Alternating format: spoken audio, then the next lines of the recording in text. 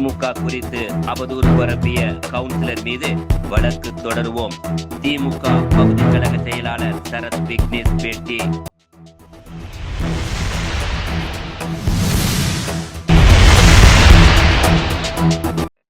திமுகவில் இருந்த கவுன்சிலர் பாபு கட்சி குறித்த அவதூறு பரப்பியது குறித்து திமுக கவுண்டம்பாளையம் பகுதி செயலாளர் சரத் செய்தியாளர்களுக்கு பேட்டியளித்தார். அப்போது அவர் கூறியதாவது: திமுக தலைவர் மு.க. ஸ்டாலின் மற்றும் கழக இளைஞரணி செயலாளர் உதயநிதி ஸ்டாலின் ஆகியோரின் ஆதரவை பெற்று முன்னாள் அமைச்சரும் கோவை மாவட்ட பொறுப்பாளருமான செந்தில் பாலாஜியின் தயவால் கவுன்சிலர் பாபு வெற்றி பெற்றார். தற்போது அவர் மிக மோசமாக பொய்யான ஒரு குற்றச்சாட்டை தெரிவித்து திமுகவிலிருந்து வெளியேறுவதாக கூறியுள்ளார். மக்களை மூளைச்சலவை செய்து குறுக்கு வலையில் திமுக அரசை பற்றி பல பொய்யான அவதூறுகளை தெரிவித்து தாவேக ஆட்சி பிடித்து உள்ளது. கவுன்சிலர் பாபு சென்னையில் விஜய் பதவியேற்ற அன்றே தாவேகாவிற்கு சென்று விட்டார். அதற்கான ஆதாரங்கள் எங்களிடம் உள்ளது. அவர் மீது நடவடிக்கை எடுக்கப்படும் என்பதை அறிந்து ஓடிவிட்டார். பாபு கரூர் கம்பெனி என்று சொல்லுகிறார். ஆனால் தற்போது அவர் மார்டின் கம்பெனியில் சேர்ந்துள்ளார். கவுன்சிலராக வெற்றி பெற்ற போது அவர் கரூர்காரர்களாக என்னை ஜெயிக்க வைத்ததாக தெரிவித்துள்ளார். இன்று 96 கவுன்சிலர்கள், 31 பேரூராட்சி, 8 நகராட்சிகளை பிடித்ததற்கு செந்தில் பாலாஜியே காரணம். பாபு தனது ரியல் எஸ்டேட் தொழிலை பாதுகாக்க தாவேகாவிற்கு சென்றுள்ளார். கவுன்சிலர் பாபு தனது அவதூறு கருத்தை திரும்ப பெற வேண்டும். இல்லையென்றால் அவர் மீது வழக்கு தொடருவோம். கவுன்சிலர் அங்கீகாரத்தை பெற்று கட்சி பொறுப்பை வாங்கியும் ஒரு நாள் கூட அவர் வேலை செய்யவில்லை. இவ்வாறு அவர் கூறினார். பேட்டியின் போது பெரியநாயக்கன்பாளையம் மத்திய ஒன்றிய செயலாளர் தாமோதரன், மாமன்ற உறுப்பினர்கள் சுபஸ்ரீ, கிருஷ்ணமூர்த்தி, வட்ட செயலாளர்கள் டாக்டர் கணேஷ், சங்கர், ஆறுமுகம், கனகராஜ் மற்றும் வர்த்தக அணி துணை அமைப்பாளர் செந்தில்மூர்த்தி உள்ளிட்ட பலர் உடனிருந்தனர். நேற்று கோவை மாநகராட்சி 22வது வார்டுடைய மாமன்ற உறுப்பினர் திரு பாபு அவர்கள் திராவிட முன்னேற்றக் கழகத்தினுடைய ஒப்பற்ற தலைவரும் கழகத் தலைவர் அவர்கள் ஆதரவையும் கழக இளைஞரணி செயலாளர் அருமையண்ணன் உதயநிதி ஸ்டாலின் அவர்களின் ஆதரவை பெற்று அப்போது முன்னாள் அமைச்சர், கோவை மாவட்ட பொறுப்பு அமைச்சருமான அண்ணன் திரு செந்தில் பாலாஜி அவர்களின் தயவால் வாக்குகளை பெற்று திராவிட முன்னேற்ற கழகத்தினுடைய உடன்பிறப்புகளால் அவர்களுடைய உழைப்பால் வெற்றி பெற்று நேற்று மிக மிக மிக மோசமாக பொய்யான ஒரு குற்றச்சாட்டை தெரிவித்து நான் திமுகவிலிருந்து வெளியேறுகிறேன் என்று கூறிவிட்டு சென்றுள்ளார். நான் ஒன்று அவர்கிட்ட சொல்கிறேன், அவர்கிட்ட கேட்டுக்கிறேன்.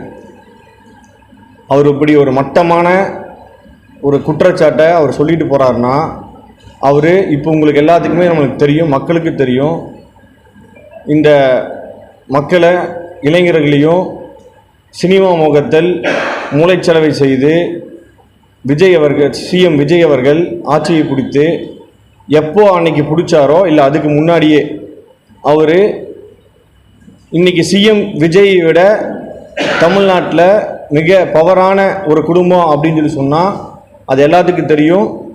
ஒரு அமைச்சர் இருக்கார் ஆதவ் அர்ஜுனா. அதை விட அவர் எந்த குடும்பத்தை சார்ந்தவர்? மார்டின் குடும்பத்தை சார்ந்தவர். அந்த மார்டின் குடும்பத்தை சார்ந்த அவரோட மகன் பாண்டிச்சேரியில் எம்எல்ஏக்கு நிற்கிறாரு. அவருக்கு போய் அங்கே வேலை செய்கிறாரு. அதை முடிச்சுட்டு திரு பாபு அவர்கள் வேலை செய்கிறாரு. அதை முடிச்சுட்டு லால்குடி, திருச்சி லால்குடி அதிமுகவில் நின்ற லீமா ரோஸ் அவர்கள் அங்கே கேண்டிடேட்டாக நிற்கிறாங்க. அவர் போய் வேலை செய்கிறாரு. இப்போ அவங்க சட்டப்பேரவை உறுப்பினர். அதுவும் இல்லாமல் எப்போ இவங்க ஆட்சியை இது மாதிரி மூளைச்சலவை செய்து குறுக்கு வழியில் பல திமுக அரசை பற்றி பல பொய்யான அவதூறுகளை தெரிவித்து ஆட்சியை பிடித்து அன்னைக்கு சிஎம் விஜய் அவர்கள் பதவியேற்கிற அன்னைக்கு காலையில் நீங்கள் பதவியேற்பு விழா அன்னைக்கே திரு பாபு அவர்கள் அங்கே போயிட்டார். அங்கே போன ஆதாரங்கள் இப்போ இருக்குது, எங்ககிட்ட இருக்குது, உங்களுக்கு காட்டுறோம். அந்த ஃபோட்டோ இருக்குது, பார்த்துக்குங்க. அவர் அப்போவே அந்த குடும்பத்துக்கு பின்னாடி யார் குடும்பத்துக்கு பின்னாடி நிற்கிறாருன்னு பார்த்துக்குங்க, அந்த ஃபோட்டோ இருக்குது. அதுபோக எதற்காக இது மாதிரி வந்து அவர் வந்து கரூர் கம்பெனின்னு சொல்கிறாரு. அவர் எந்த கம்பெனியை சேர்ந்தவர்? மார்டின் கம்பெனியை சேர்ந்தவர். அதனால அவர் சொல்கிறாரு. அது வந்து அவர் வந்து கரூர் கம்பெனின்னு சொல்லி சொன்னால் அவரே என்கிட்ட பல டைம் சொல்லியிருக்காரு. அவருக்கு சீட்டு கொடுக்கும் போது அவர் 2021 சேர்றாரு. வந்து 6 மாதங்களே அவர் வந்து ஒரு ரெக்கமெண்டை பிடிச்சி சீட்டு வாங்குறாரு. அதனால் அங்கே இருக்கிற உடன்பிறப்புகள் வந்து மனத அளவில் அவங்களுக்கு வந்து ஒரு அதை ஏற்றுக்க முடியாமல் ஏற்கனவே பல வருஷமாக இருந்திருக்காங்கன்னு சொல்லி சீட்டு கொடுத்தாங்க. அவங்க வேலை செய்யலை. அப்போ வந்து கரூர்லேருந்து இங்கே வந்து வேலை செஞ்சு அவங்க கரூர்காரங்களே வந்து வேலை செஞ்சு அவங்களை ஜெயிக்க வச்சாங்க. அதை என்கிட்ட பல முறை சொல்லியிருக்காரு. நான் கரூர்காரங்களே நான் ஜெயிச்சிருக்க முடியாதுன்னு சொல்லி.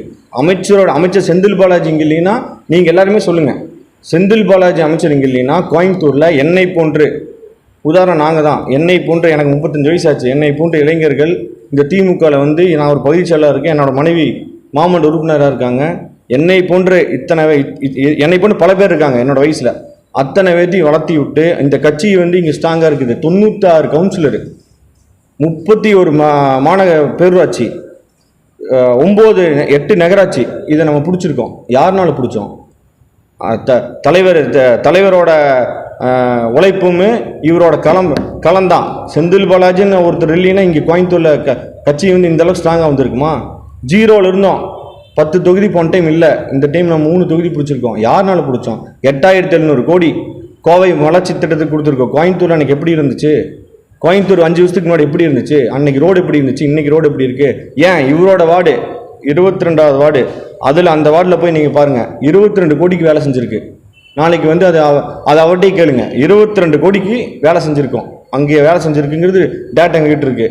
சும்மா வந்து இன்னைக்கு ஒரு தொழிலுக்கு வந்து அப்புறம் அவர் சொல்லாரு பார்ட்டி ஃபண்டுன்னு சொல்கிறாரு. எப்படி பார்ட்டி ஃபண்ட் ஆகும்?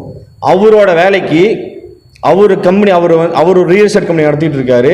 அந்த கம்பெனிக்கு வந்து அவர் சைட்டு சீக்கிரம் போடுறதுக்கு அதிக ரேட்டு பணம் கொடுத்துருப்பாரு. அதுக்கு எப்படி திமுக மேலே நீங்கள் வந்து பழி சொல்ல முடியும்? இப்போ நீங்கள் கொடுக்குறது இல்லையா? இது நாளைக்கு இப்போவே நம்ம ப்ரெஸ்ல நீங்களே ப்ரெஸ் இருக்கீங்க, வாங்க நீங்களும் நம்ம எல்லாமே சேர்ந்தே போகலாம், வாங்க நாளைக்கு ஒரு அதிகாரிட்டு போகலாம். அப்புறம் அதே மாதிரி அமைச்சரோட வளர்ச்சி பிடிக்காம சும்மா வந்து உங்களால் வந்து தேர்தல் களத்துலேயும் அரசியலையும் அவரால் அமைச்சர் செந்தில் பாலாஜி வெல்ல முடியலன்னு சொன்னால் அவர் மேலே குற்றச்சாட்டு சொல்ல முடியுமா?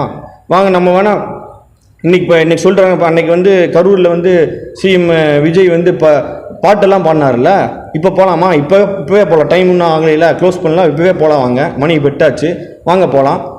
போய் இப்போ கேட்கல, கடைக்கு 10 ரூபா எச்சா வாங்குறது இல்லையா? வாங்கித்தானே இருக்காங்க. அன்னைக்கு வந்து அமைச்சருக்கு போச்சுன்னா இன்றைக்கி யாருக்கு போகுது? சிஎம்க்கு போதா? சிஎம் விஜய் வாங்குறாரா? இல்லை உங்கள் அமைச்சர் டாஸ்மாக் அமைச்சர் விக்னேஷ் வாங்குறா? அப்படியா? எப்படி இது? நீங்கள் பாட்டுக்கு வந்து ஒவ்வொன்றா சொல்லிட்டு இருக்கலாம். இத்தனை அவதூறுகளையும் நாங்கள் தாங்கிட்டு போயிட்டு இருக்கிறோம். இந்த அவதூறுகள் தாண்டி இதே மாதிரி பேசிட்டு இருந்தீங்கன்னா கண்டிப்பாக உங்கள் மேலே வழக்கு தொடருவோம். இது மிகப்பெரிய இது கண்டனத்துக்குரிய விஷயமா நாங்கள் சொல்கிறோம். இது வந்து இதோட நிறுத்திக்கிங்க. இதுக்கு மேலே வந்து இது வந்து திரு பாபு அவர்கள் இதுக்கு மேலே இது பேச வேண்டாம். உங்களுக்கு வந்து இன்றைக்கி வந்து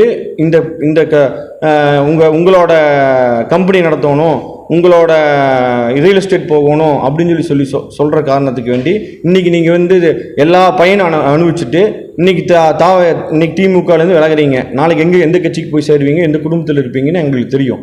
எங்களுக்குலாம் தெரியாமலாம் கிடையாது. நீங்கள் போய் சேரதான் போகிறீங்க, நீங்கள் போய் பண்ணத்தான் போகிறீங்க. நாளைக்கு அது இல்லைனாலும் அடுத்ததுக்கு வரதான் போகிறீங்க. நீங்கள் கார்பரேட் கம்பெனின்னு எங்களை சொல்கிறீங்க. நீங்கள் தான் பக்கா கார்பரேட் கம்பெனி. நான் அதை விட அதுக்கு மேலே ஒரு வார்த்தை இருக்குது, அதை சொல்ல வேண்டாம்னு நான் இது பண்ணுறேன். நீங்கள் இப்படி திமுக பற்றி சொல்கிறதுக்கும் தலைவரையும் சின்னவரை பற்றி சொல்கிறதுக்கும் எந்த அருகதையும் கிடையாது. அது வந்து அந்த வார்த்தை திரும்பப்பட்டிருக்குங்க. தயவு செஞ்சு சொல்கிறேன். அதுக்கு இந்த வார்த்தை தலைவரை பற்றியும் சின்னவரை பற்றியும் முன்னாள் அமைச்சர் செந்தில் பாலாஜி அவர்கள் பற்றியும் பேசுறதுக்கு உங்களுக்கு எந்த அருகதையும் கிடையாது, யோகிதையும் கிடையாது. அதை நான் தெளிவாக இது நான் சொல்லிக்கிறேன். அதே மாதிரி ஒரு நாடக கம்பெனி இன்னைக்கு ஒரு பொழுது நாடகம், நாளைக்கு ஒரு பொழுது நாடகம், அதெல்லாம் எங்களுக்கு தெரியாது. அதெல்லாம் உங்ககிட்டேருந்து கற்றுக்கிட்டு தான் நீங்கள் தான் அதை வந்து உங்கள் கம்பெனிக்கு சேர்ந்தவங்க தான் அதெல்லாம் சொல்லிக் கொடுப்பாங்க.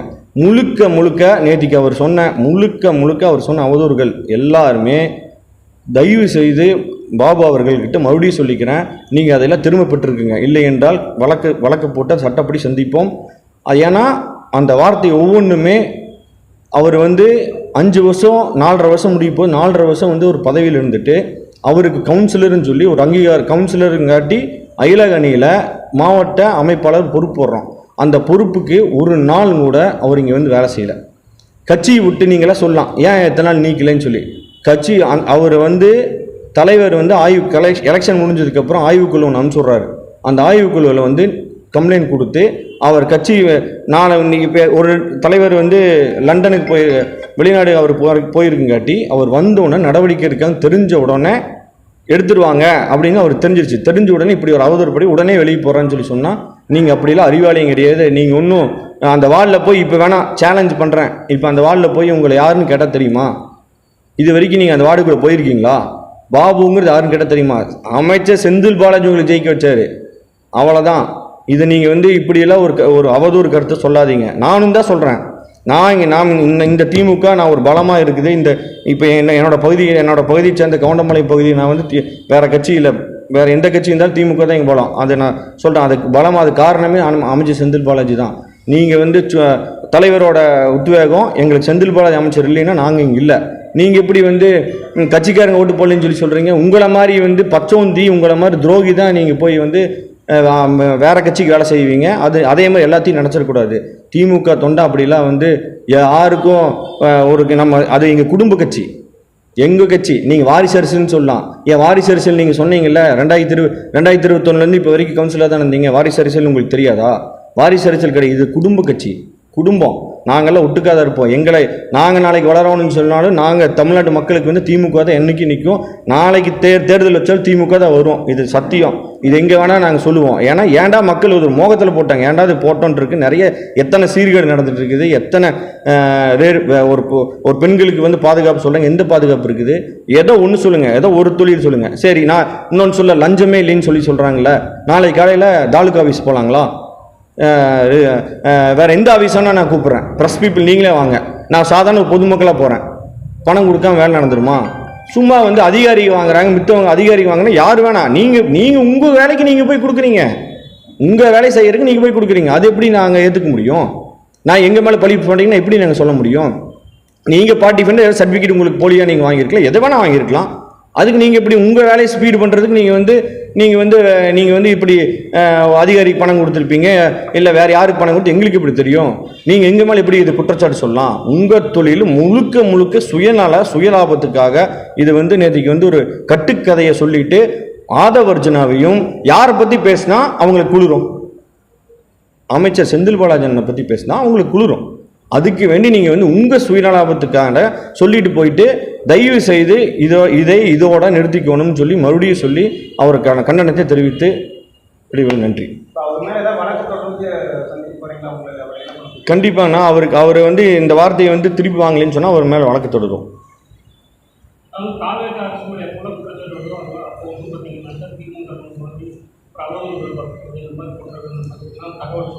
ஆனால் அவங்க வந்து இப்போ என்ன அவதூறு சொல்லிக்கிட்டே இருக்காங்கன்னா, அவங்க வந்து அன்னைக்கும் சரி இன்றைக்கும் சரி தொடர்ந்து திமுக மேலேயும் அமைச்சர் செந்தில் பாலாஜி அமைச்சர் மேலே சொன்னா தான் அவங்களுக்கு வந்து என்ன ஆகுதுன்னா இது வந்து பொய்யான குற்றச்சாட்டு சொல்லிட்டே இருக்காங்க. ஆனால் ஒன்று சொல்கிறேன்னா, தர்மம் நீதி எப்பவுமே ஒரு நாள் நிலைநாட்டும். அதுக்கு ஒரே உதாரணம் தலைவர் தளபதி தான். என்னைக்கு இருந்தாலும் சொல்கிறேன், தமிழ்நாடு நம்மளை விட்டுட்டு போகாது. திமுக தான் மறுபடியும் வரும். நான் அடித்து சொல்கிறேன், எப்போ தேர்தல் வச்சாலும் திமுக தான் ஒன்று வரப்போகுது. இவங்கெல்லாம் வந்து சொல்லலாம், ஒரு மோகத்தில் அன்றைக்கி வந்தாச்சு, ஒரு சினிமா மோகத்தில் ஒரு மூளைச்சலை மாதிரி தான் அது.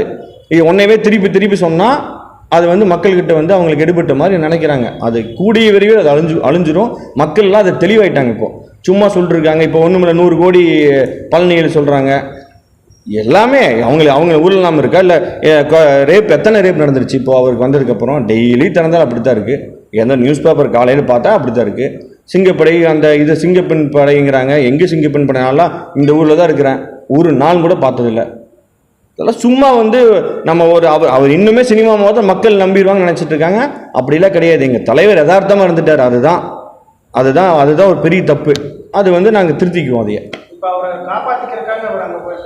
கண்டிப்பாக 100% அவர் தொழில் அவர் ரியல் எஸ்டேட் பண்ணிருக்காங்கன்னா அதையை வந்து நான் இப்போ போன ஆட்சியில் வந்து சப்போர்ட் இருந்துச்சு, இந்த ஆட்சிக்கு வந்து திருப்பி சப்போர்ட் வரணும்ல. அவருக்கு தொழில் பண்ணுறாங்க முழுக்க அவர் தொழில். அவர் வந்து அரசியல்வாதிகள்லாம் சொல்ல முடியாது. அவர் ஒரு தொழிலதிபர். அவர் வழக்கு பதிவு இருக்குது, எனக்கு தெரிஞ்சு இருக்குது. அது வந்து அதை காப்பாற்றிருக்கோசம் தான் போகலாம். அது முழுக்க முழுக்க தொழில் சம்மந்தப்பட்ட காப்பாற்றிக்கிறதுக்கோசரம் அவர் வந்து அவருக்கான எப்படி பண்ணலாம் அப்படின்னு சொல்லிங்காட்டி அவர் போகிறாரு. அது 100க்கு 100 உண்மை.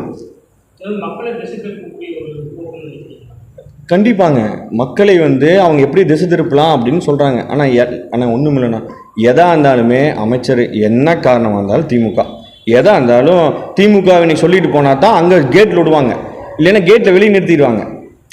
திமுக சொல்லிட்டு போனால், திமுகவையும் அமைச்சரை பற்றி சொல்லிட்டு போனால் உடனே வாங்கன்றாங்க. சனிக்கிழமை வரைக்கும் வெயிட் பண்ண தேவையில்லை, நடுவிலே போய்க்கலாம்.